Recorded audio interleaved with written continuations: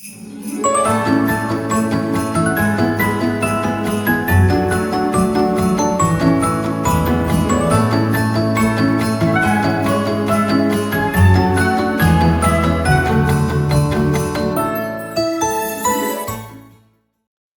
va bien pour Pinéchi, la pie bleue, qui vole allègrement au-dessus des arbres.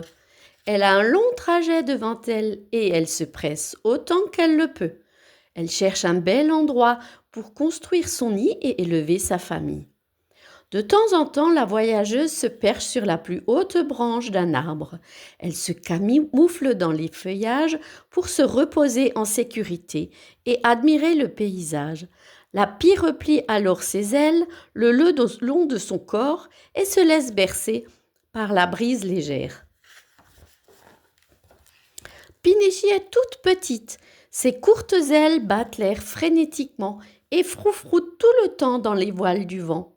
Elle ne peut pas se comparer à Michisu, l'aigle silencieux qui plane en cercle au-dessus des nuages. De toute sa vie, elle n'a jamais rêvé de pouvoir voler si haut. Les nuages ne sont pas pour les petits oiseaux. Elle ne possède pas non plus la force, la patience et surtout l'endurance du la chouette qui veille la nuit. Vigilante, la petite pie bleue garde un œil sur le ciel, l'autre sur la terre. Si jamais elle tombait dans leurs griffes, les rapaces lui feraient un mauvais parti. Un vilain vent se lève et se fait malin. Il tourne autour de Pinéchi, l'ébouriffe au passage.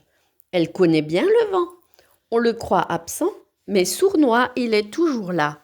Elle en profite souvent pour se laisser porter par lui. S'il n'y avait pas de vent, je ne pourrais pas voler, pense-t-elle.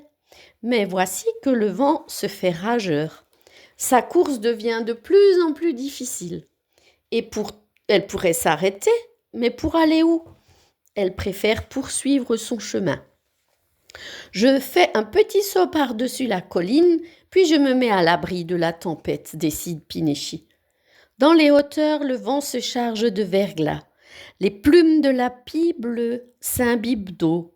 Elle grelotte, s'alourdit, devient une boule de neige volante. Le vent siffle sa colère, la prend à revers et la projette durement sur une muraille de pierre. Aïe, aïe, aïe! Pinéchi culbute, la tête la première, dans le vide. Tous ses os lui font mal. Sa vue se brouille. Toutefois, même quand on est petit, on tient fortement à la vie. La pie se ressaisit et donne péniblement 3 coups d'aile. Elle vole au-delà de ses forces. Jamais elle n'aurait imaginé avoir une telle énergie. Ouf! Pinéchi finit par tomber dans les bras souples d'un arbre. Enfin sauvée. Elle se blottit au creux de l'aisselle d'une grosse branche. Son cœur bat très fort dans sa poitrine endolorie. Elle a reconnu l'écorce blanche du bouleau. Elle reprend espoir et demande d'une voix tremblante. « Belle Oushkaï tout blanc, j'ai la patte cassée, je ne peux plus voler. Je te demande l'hospitalité. » L'hospitalité? Mais tu es folle! Tu ne vois donc pas qu'avec ce vent dément, je risque à tout moment de perdre la tête? Non, non, non, passe ton chemin, et vite! La petite pie est déçue. Dans la grisaille, elle aperçoit un peu plus bas un autre arbre. Elle se laisse basculer dans le vide et tombe dans un beau feuillage fourni. Elle se blottit contre lui et reconnaît la rugosité de son tronc. C'est l'érable, il sent bon. Le grand UPHQ, j'ai la patte cassée, je ne peux plus voler, je te demande l'hospitalité. L'érable apostrophe l'oiseau, sa voix résonne comme un coup de tonnerre. Non, le ton est sec. Je suis vieux et ce satané vent violent peut me casser en deux. De quoi le roi des arbres aurait-il l'air, le cœur ouvert aux 4 vents? Passe ton chemin, petite, et vite! Cette fois, la pie est persuadée que sa fin est proche. Les arbres ont le cœur dur, très dur. Elle joue le tout pour le tout et s'engouffre à nouveau dans une trouée. Elle ferme les yeux et tandis qu'elle tombe comme un grêlon, elle soupire. Advienne que pourra maintenant. Où suis-je? Dans le noir, la pie ne voit rien. Elle a mal partout. Elle recouvre lentement ses esprits. Il fait chaud ici. J'ai perdu des plumes. Oh, je suis tout égratignée. Dès qu'elle bouge, sa patte cassée la fait souffrir. Des aiguilles la piquent. Elle renifle et reconnaît l'odeur de l'arbre dans lequel elle a trouvé un nouveau refuge. Inachi, le sapin. Rassemblant ses forces, elle l'implore d'un filet de voix. Inachi, Inachi, mon beau sapin, je suis Pinechi et j'ai la patte cassée. Je te demande bien humblement l'hospitalité. La réponse ne se fait pas attendre. L'hospitalité? Mais bien sûr! La voix est douce comme un murmure. Inachi poursuit.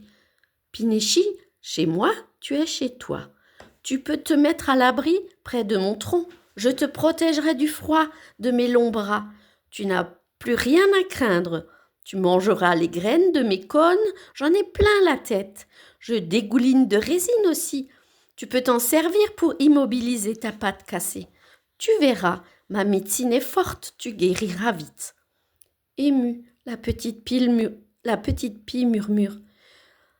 Chinashkumiten, merci infiniment. Et à bout de force, elle s'endort dans les bras du sapin. Les jours suivants, le conifère soigne bien sa protégée. À mesure qu'elle reprend des forces, elle se remet à voleter allègrement et à froufrouter dans les branches du sapin et de ses voisins. Mais elle ne va jamais bien loin. Elle apporte une note de gaieté dans la taïga. Les pins, les épinettes, les cyprès et les cèdres s'en réjouissent. L'oiseau bleu trouve dans le sapin vert tout ce dont elle a besoin pour vivre, un abri, de la nourriture. Mais surtout, Pinechi a maintenant un ami. Pie et sapin deviennent inséparables. À l'automne, un courant d'angoisse fait frissonner la montagne. De mémoire d'arbre, c'est du jamais vu.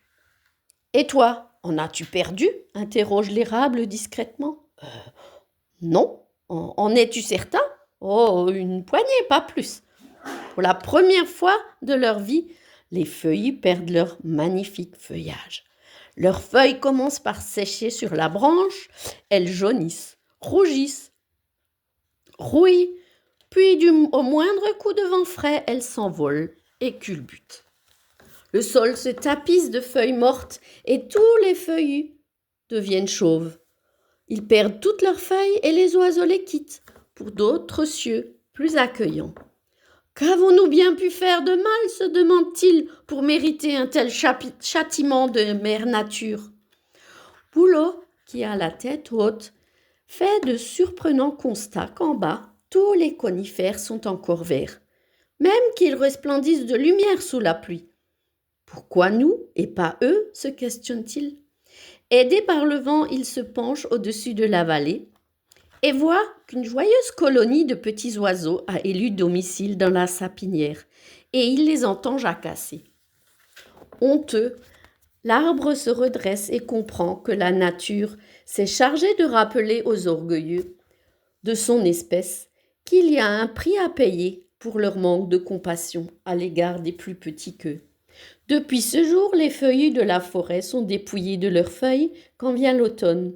Et toute l'année, été comme hiver, les pies bleues froufroutent et jacassent à qui mieux dans la sapinière toute verte, au grand plaisir de tous ses habitants.